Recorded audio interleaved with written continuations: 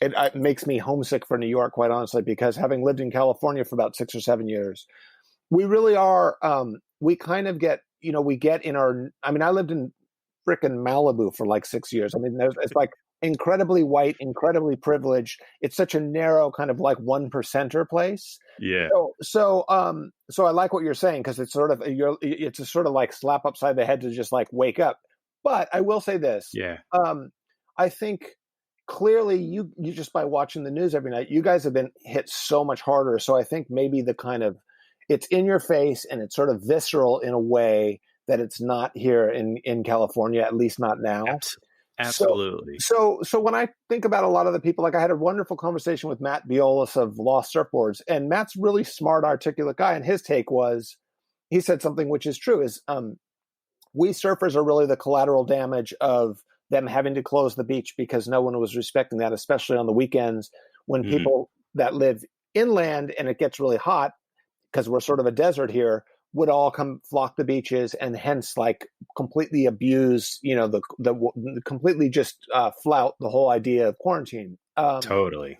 So, I mean, I guess like to be like, I what you're saying is so true to me, but, and I think being in a small, one little studio apartment in New York, which I've certainly lived in for long periods of time, that would be like way more cabin fever than I get here in California, where I can walk around the block and, but I think people here, I think like, it's not that the folks, there are some whiners, of course, and I think there are people who are, it's very selfish, but at the same time, they just haven't had they haven't been sort of waterboarded in it the way that a lot of other people have. And when you have friends who are healthcare workers, and when you're living in a city that's been hit hard, it's what you're saying, you become aware of that responsibility much more so.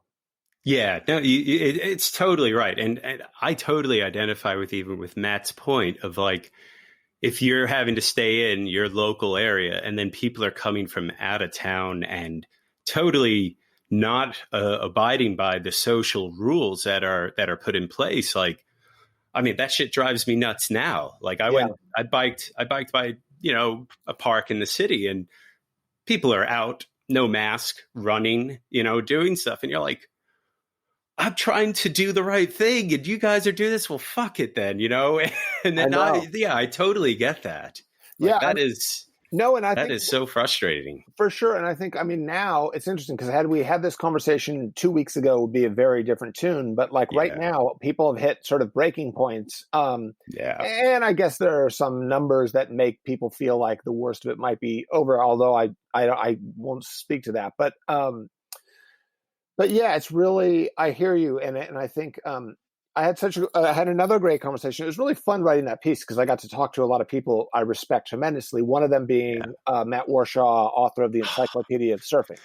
And Matt, he's so rational. He's so great. And he pointed out, I mean, what was really interesting is that, it's funny because surfing was wiped out once before by a lot of diseases and Calvinist missionaries. But in Hawaii, the combination of those two things, really like surfing in the later 1800s kind of disappeared for a while. And then the other thing that I thought that I really liked that he said, which I used in the piece, was, referring to the great moment in Apocalypse Now where Colonel Kilgore says, "You either surf or fight," and he's like, I'm not afraid to surf. I don't care about the bombs going off. And that's like, I think John Milius, along with Francis Ford Coppola, wrote that scene. But the idea, and I think Milius, who was a surfer, had this idea of like, this is the essence of what it means to be a surfer. You just like, fuck you, we do what we want. And Warshaw very, very articulately said, but this is not one of those times, which I thought was really wonderful because it's not sort of, there's nothing kind of to be admired about doing that. It's just plain irresponsible. And that's not something that's not like, a middle-aged person forgetting what it was like to be a teenager. That's basically like whoever you are, whatever age group you're in, this is everyone's involved. It's such a weird thing because there's the one element of we're all in this together, but then there's the stay within your zip code. And that's like another thing we should talk about, which is this newfound localism in the surf world or a kind of return to localism. Interesting. It's so bizarre. I mean, it's Yeah, I'm hearing more and more from a lot of people about it. And on one hand, like I can understand a bit of the outrage because of, oh, you're traveling from some other place to here and you could potentially be spreading it. That argument I get. But obviously, surfers particularly can be selfish and self-righteous, as I believe I can be. And but I think, then it morphs into more. It becomes like a disguise for localism. They can now hide under that umbrella a bit more. I'm curious, like what Lanada Bay is like right now. No, and you just articulated it perfectly, because I think that really is. It's almost as if that's like some innate thing, and I think it's honestly, I mean, my worldview, my politics, what I like to believe about myself is, the antithesis of the kind of build a wall spirit of Trump. However, I can be there's a like primal animal in me in the water where a good wave's coming my way, and I'm suddenly like, it becomes almost like a tribal feeling where it's sort of, no, this is mine, I was waiting, or whatever. And so to see that play out, as you said perfectly, which is it's that sort of stay in your own zip code mentality, but and it's sort of utilizing COVID-19 as like, oh, we can use that as the excuse, but really we'd love to keep enforcing this all the time, probably, which is so strange. For the next year and a half, 2 years, I mean, it really, you will see a lot more of that. And in certain places, I imagine, like where you can get away with it more. Absolutely. There was a really interesting piece, and I've been sort of trying to follow it, but Kanoa Igarashi, did you read? He was in Portugal. Getting his tires flattened. What was he thinking, though? Yeah. And that's the thing, though, that I feel is interesting in observing this. I've been doing a series on this whole thing, interviewing different people about the coronavirus from different parts of the surf community. And it's like most of the people are pretty grounded, but it's funny how we remark on the exceptionalism that surfers think that they have. Yeah. Like, it doesn't apply to me. I surf big waves. I've manned this, like, and rightfully so. In some ways, you feel like that after surfing a incredible day, or you surf real well. You are feeling quite ego and driven and good and exceptional, and you're like, you feel like you have a bit of a superpower in some ways. I feel like being a surfer. Yeah, no, I know it's interesting, and this is almost a moment to really, it forces this sort of cross-examination of one's ideas and beliefs, because it is really easy to not feel that. It's really easy to sort of tell ourselves that we aren't of that line of thinking, and to I mean, certainly like wealth disparity is like a huge issue in the world, mm-hmm. and I can look at that and point it out and think that is so utterly wrong, and yet, if I lived in like somewhere in Humboldt County and there was no one around and there was a fun peak in the empty sea, I would probably be saying to myself, but I get to go out and do this right now because it's not hurting anyone. But in the giant web of which we're all connected, it's sort of like, well, that's not fair to someone who lives in densely populated Huntington, Southern California, who, if they do that, they're basically, it's like the one bad apple thing. So, yeah, it really makes you. There's a lot of kind of extended thinking on it all. To that really does make. There is a side to surfers where it is just that we are just so inherently selfish and exceptional. It's funny, and you would think the human race would learn from all these disaster movies. There's always that one idiot, that one schmuck who has to go back for the one thing, or thinks that they can get away with it, and then they end up letting the disease spread everywhere. That's the thing. That's what I always think about. Maybe that's like the Jewish paranoia in me, but I'm like, what the heck? Yeah. Like, think about the ripple effect of those things. For sure, but and this is why I'm having homesickness for New York talking to you right now, because I mean, New York. I just think New York, by virtue of riding the subway, by virtue of so many people of so many different stripes kind of being sandwiched together in the city, there is a level of that you come to realize the sort of the cog in the wheel, so to speak, or how we're all in this together, and if one of us falls, we all fall, sort of thing. Yeah, I think New York's had a series of defining moments where the city rallies around itself, and it's like a muscle memory in some ways. Yeah. Whereas maybe some other places around the world have not had that testing as much, or as a regular basis, it feels like. Yeah.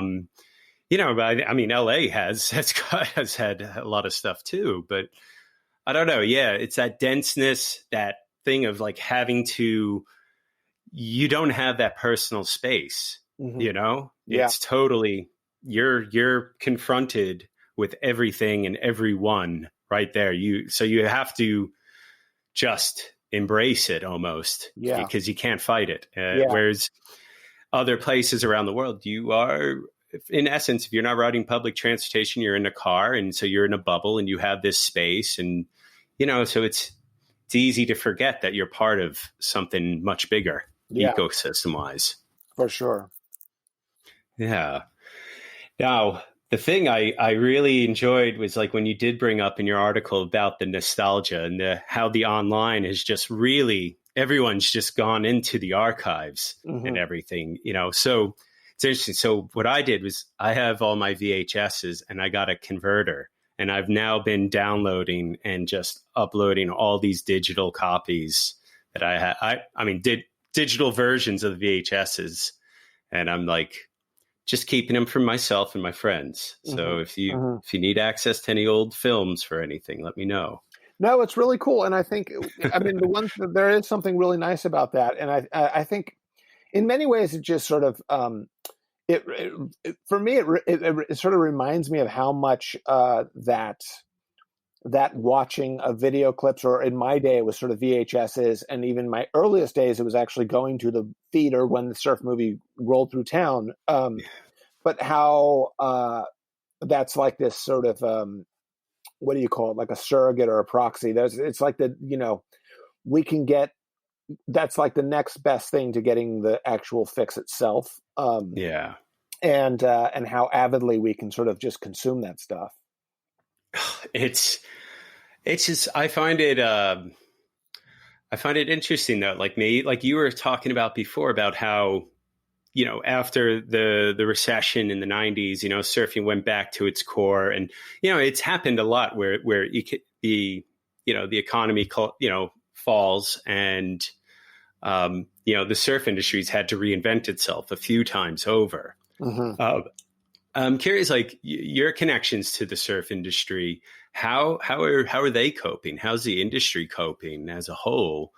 And is there optimism, or is there are you seeing that resurgence of refinding its core? Here's the thing. I'm a little bit, it's strange because when this whole thing was shaking out, I had the same kind of career mortality brush that I had with 9/11, and then again with the global financial crisis, where I sort of went, I feel lucky to be able to write and make and earn a living, and I feel like I get to sort of play in the sandbox, as the expression goes. And as soon as the shit hits the fan, as I've experienced it twice as in the time that I've been a writer, I've thought my thing's going to end, and I'm going to have to kind of get a proper job. And I had that experience with this. So it was sort of the third time over, because I had it after 9/11, I had it after global financial crisis, and then I was having it probably a month ago. And then I suddenly realized I just fall just inside. I do a lot of journalism, and the need to kind of consume, and then the need for sort of reporters or for people to write is big. So I guess in my sphere, which is talking to editors for the most part, everyone seems solid. Of course, there's places that have overhead, and to keep the lights on, they need to be obviously the advertising can fund that. But in terms of the sort of industry itself, I don't know that much. Only more secondhand stuff of just a lot of people getting laid off or furloughed. And I did, but I will say this: Biolis, who again had some really great, insightful things to say, and him being the shape